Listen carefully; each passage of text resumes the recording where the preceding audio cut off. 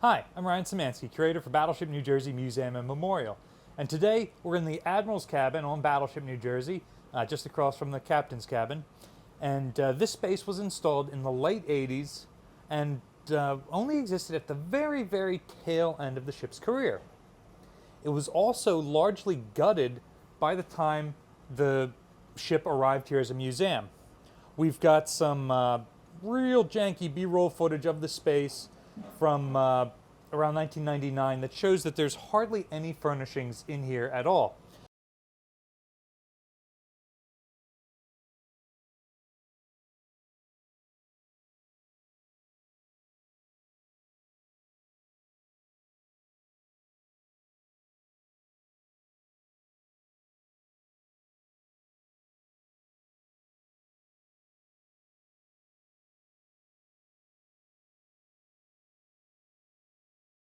So we know that the space doesn't match blueprints or the work that was done on Iowa or Wisconsin at the same time when they had admirals' cabins installed.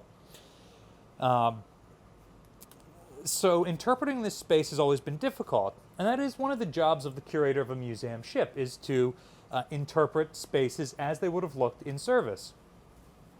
Now, oftentimes we get a free pass in this, in interpreting spaces, because it would have changed so frequently over the ship's career, with as different crew members come in and different equipment goes in, like it just changes, and so there's no way to perfectly interpret it to a specific date. The best we can do is a vignette of life on board the ship. Now, the problem for this space is it did not have a wide use or a lot of people associated with it.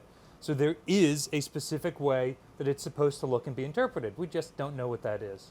Fortunately, the final person to occupy this space, Admiral Reon, is still with us.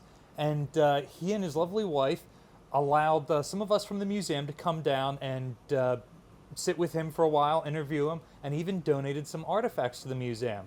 Now, Admiral Reon has an absolutely fantastic memory.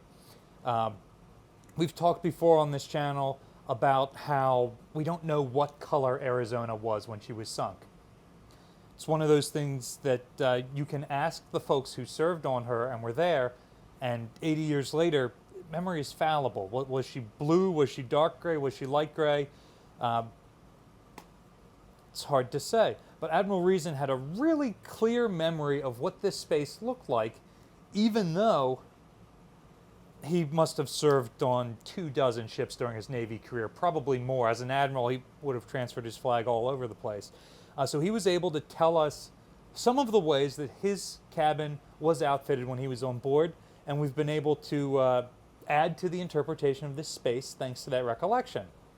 Now, speaking of Admiral Reon transferring from ship to ship when he was in charge, as admirals have to do, he was good enough to donate several of his personal effects from when he was in the Navy, and many of which from when he was on board this ship.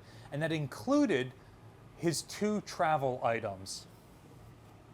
This is really cool. It's a standard flight bag, and what I like about it is specifically manufactured February of '89. So this particular flight bag he probably bought around when he became an admiral for the first time and realized he was going to be transferring from ship to ship to ship. And he's got this nice leather patch on here. Looks very much like the sort of patch that aviators wear, so that you know that it is his flight bag. So much of his effects would have stored in one of these bags. These bags are great. If you ever find one at a surplus store, pick one up for yourself. They've got nearly infinite storage capacity. Highly recommend. But it's cool. This is the original one that he would have brought when he came on board New Jersey, which happened several times in 1989 and 1990. In addition to the bag, the rest of his effects would have lived in this sea chest right here. Naval Academy midshipmen are issued pine sea chests very similar to this. Admiral Reon had a long and distinguished career, which involved a lot of moves, and that soft pine sea chest did not last his entire career. So some of the chiefs under his command made him this nice oak sea chest, which has survived to the present day. Although, unfortunately for the sailors who would have carried this around for the Admiral, it's a little bit heavier than the pine one. So he distinctly remembers that on all of his commands, he used his sea chest as essentially an end table. And on that sea chest, his sailors would have taken all of the books that he traveled with. The man is a prolific reader. Every picture of him we have that isn't like an official portrait, he's sitting there reading one book or another. So he said that on his sea chest, he would have had a pair of bookends and a ton of books just stacked up along it so that he could just sit here and he's got his reading lamp and take books and read. And he distinctly remembers that there was a steward who was in charge of whenever the ship was going to go through rough weather, they would come in here and they would secure loose items like these books sitting on top of the chest. They'd go back into the chest, and then after the rough weather, they would bring them back out again. Absolutely fantastic memory. Like I said, we filmed an interview with him, and that's going to go up at some point in the future. But really fantastic recollections from both his career and his time on board New Jersey as the ship's last admiral.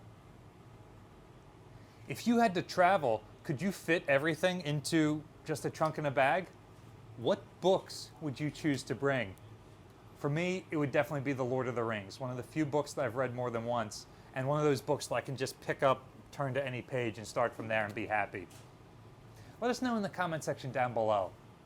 Battleship New Jersey receives operating support from the New Jersey Department of State, also from a number of other businesses and private individuals like yourselves. We really appreciate your support. There's a link in the description below if you'd like to donate to support the museum.